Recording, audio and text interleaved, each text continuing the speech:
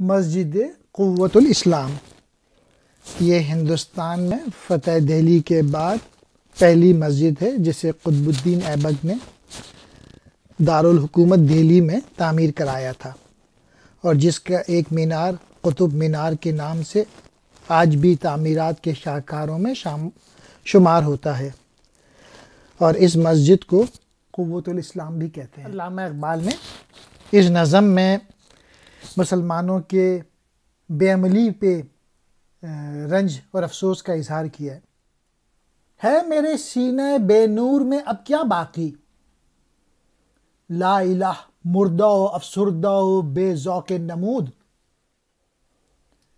چشمہ فطرت بھی نہ پہچان سکے گی مجھ کو، کہ ایازی سے دیگرگوں ہے مقام محمود۔ علامہ اقبال کا میسج ہے اس نظم میں کہ ہمارے سینے میں نور موجود ہونا چاہیے اور عمل کرنا چاہیے۔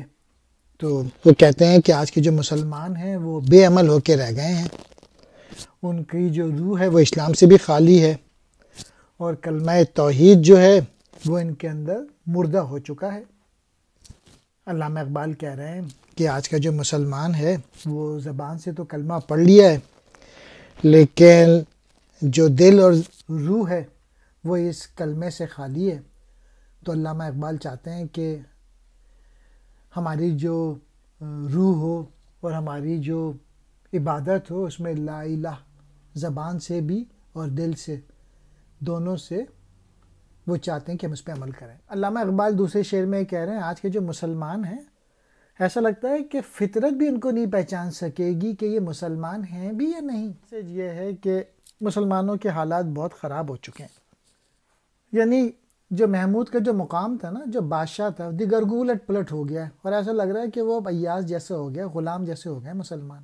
لا الہ کلمہ توحید، افسردہ بجھا ہوا، بے ذوق نمود، اظہار کے ذوق کا نہ ہونا، چشمہ فطرت قدرت کی آنکھ۔ ایازی کہتے ہیں غلامی کو، ایاز جو تھا وہ سلطان محمود کا غلام تھا۔ مقام محمود سلطان محمد غزنوی کا مرتبہ، یعنی سلطانیوں حکمرانی۔ دیگرگوں منتشر ہے، الٹ پلٹ ہے، برباد ہے۔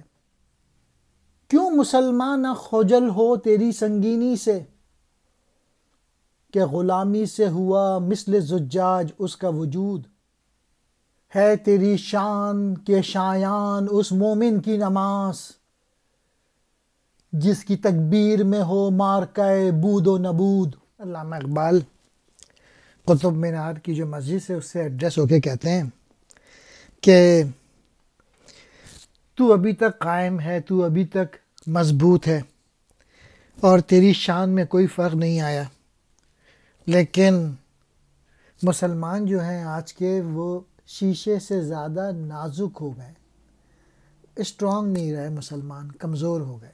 یعنی آج کے جو مسلمان ہیں وہ شرمندہ ہے قطب مینار کی جو منزل ہے اس سے، کہ وہ تو ابھی تک قائم ہے، وہ ابھی تک اسٹرانگ ہے، اور مسلمان جو ہیں وہ ویک۔ اقبال کہہ رہے ہیں کہ تیری شان کے مطابق وہی مومن کی نماز ہو سکتی ہے کہ جس کی جو تکبیر ہو، جس کی جو نماز ہو بہت ہی اسٹرانگ ہو، حق پہ ہو، جو کہ دل سے نماز پڑھے، یعنی جس کی جو اس طرح سے بیہیو کرے کہ حق کو وجود دے اور باطل کے خلاف کھڑا ہو جائے۔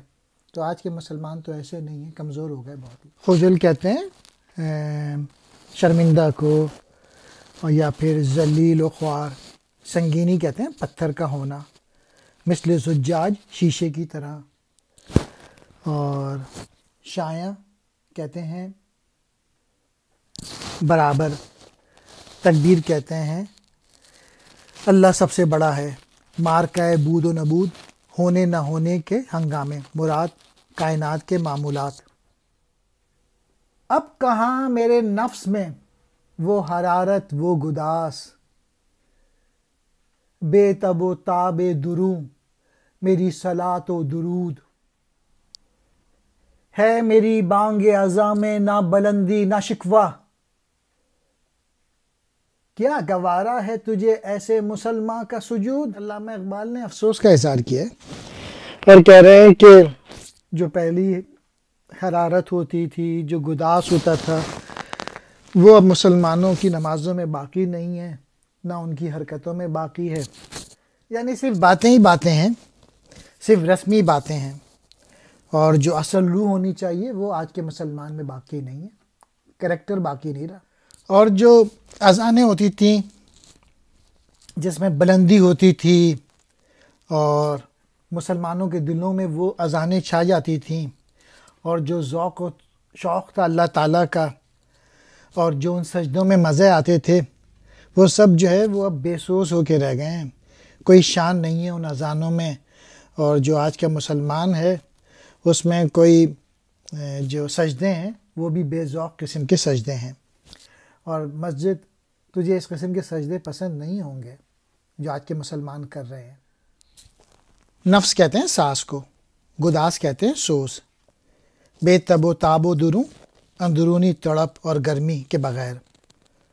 صلاۃ کہتے ہیں نماز کو، درود حضرت محمد صلی اللہ علیہ وآلہ وسلم پر ایک خاص انداز اور خاص الفاظ میں تحسین اور آفرین کرنا. بانگ اذاں، اذان کی آواز. شکوہ کہتے ہیں دبدبہ، شان. گوارا کہتے ہیں پسند کو، برداشت کو. سجود سجدہ.